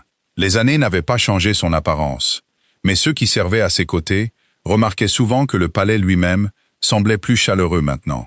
Ce n'était pas parce que la pierre ancienne avait changé. C'était parce que le roi avait changé. Il régnait toujours avec discipline, mais plus avec distance. Son conseil était devenu transparent. Des représentants humains occupaient désormais des sièges consultatifs permanents. Les archives du palais restaient ouvertes à un examen indépendant. Aucun enfant, humain ou vampire, ne pouvait se voir refuser un traitement en raison de son statut, de la tradition ou de la peur. Christian s'arrêta à côté de Mila, alors que Léo leur apportait fièrement un minuscule oiseau en bois. « Regardez » dit Léo avec une excitation indubitable. « Oiseau ». Christian s'agenouilla à côté de son fils. « Tu as trouvé le plus brillant du jardin. » Léo hocha fièrement la tête avant de placer le jouet dans la main de Christian, puis tendit immédiatement la main vers celle de Mila. Ils marchèrent ensemble sous les branches fleuries, sans cérémonie, sans garde entourant chaque pas, simplement comme trois personnes profitant d'un après-midi paisible. Après que Léo eut couru en avant pour chasser un autre papillon, Christian ralentit son pas. « Il y a quelque chose que je voulais dire depuis très longtemps. » Mila se tourna vers lui. « Vous êtes inhabituellement sérieux. J'ai passé 6 siècles à croire que la force signifiait porter chaque fardeau seul. » Il sourit faiblement. « Vous m'avez prouvé que j'avais tort en quelques jours. » Mila rit doucement. « Je me souviens de quelqu'un qui a enquêté sur toute mon enfance avant le petit déjeuner. Je mérite ce rappel. » Ils continuèrent à marcher, jusqu'à ce qu'ils atteignent le vieux chêne surplombant le lac. Christian s'arrêta là. « Quand Léo a tendu la main vers vous pour la première fois, j'ai cru que mon fils avait choisi la personne qui pourrait lui sauver la vie. » Il la regarda droit dans les yeux. « Maintenant, je comprends quelque chose de différent. Mon fils a reconnu votre sang. J'ai choisi votre cœur. » Mila resta silencieuse un long moment. La brise portait le parfum des fleurs de printemps sur l'eau. « J'avais besoin d'entendre ça, » admit-elle doucement, « parce que je n'ai jamais voulu devenir une autre obligation attachée à une vieille promesse. Vous ne l'avez jamais été. » La voix de Christian resta calme. « Le lien de gardien vous a fait entrer dans nos vies. Tout ce qui a suivi appartenait à vos choix et aux miens. » Mila prit sa main. « Alors mon choix est simple. » Christian la regarda avec la même patience qu'il avait apprise au cours de l'année écoulée. « Je choisis cette famille. Non parce que l'histoire l'attend, non parce qu'un royaume l'approuve. Je la choisis parce que chaque jour à vos côtés, et à ceux de Léo, a été comme un foyer. » Christian referma doucement sa main sur la sienne. Il n'y eut pas de grand discours, pas de proclamation royale, pas de public attendant pour applaudir. La promesse la plus importante de sa longue vie fut prononcée dans le calme. « Alors, quelles que soient les années qui me sont données, j'espère que vous marcherez à nos côtés. »« Je le ferai, » répondit Mila. Devant eux, Léo se retourna et agita les 2 mains avec enthousiasme. « Venez, » appela-t-il. Ils sourirent et marchèrent vers lui ensemble. Alors que la lumière de l'après-midi s'installait sur les jardins du palais, les visiteurs s'arrêtaient pour regarder la petite famille traverser le pont sur l'étang miroir. Beaucoup se souvenaient de l'enfant effrayé, qui avait autrefois pleuré pendant tout un banquet royal. Beaucoup se souvenaient de la serveuse inconnue, qui s'était tranquillement avancée quand personne d'autre ne pouvait aider. Peu connaissaient tous les détails de ce qui s'était passé. Ils n'en avaient pas besoin. La vérité était visible devant eux. Un petit garçon qui avait autrefois tendu la main vers une étrangère courait maintenant avec confiance entre les 2 personnes en qui il avait le plus confiance. Un roi qui avait autrefois cru que le pouvoir résolvait tous les problèmes avait appris que la confiance ne pouvait jamais être commandée. Et une jeune femme qui se croyait ordinaire avait découvert que la gentillesse donnée librement pouvait changer l'avenir de tout un royaume. Parfois, l'histoire se souvient des noms des rois. Parfois, elle se souvient de grandes victoires. Mais en ce paisible après-midi de printemps, l'histoire que tout le monde choisissait de raconter était beaucoup plus simple. Un enfant tendit la main vers la personne la plus gentille de la pièce, et parce qu'une jeune femme répondit avec compassion au lieu de peur, 2 familles furent guéries. Une injustice ancienne fut enfin réparée, et un royaume apprit que le lien le plus fort n'est jamais créé par le pouvoir. Il est créé par le choix.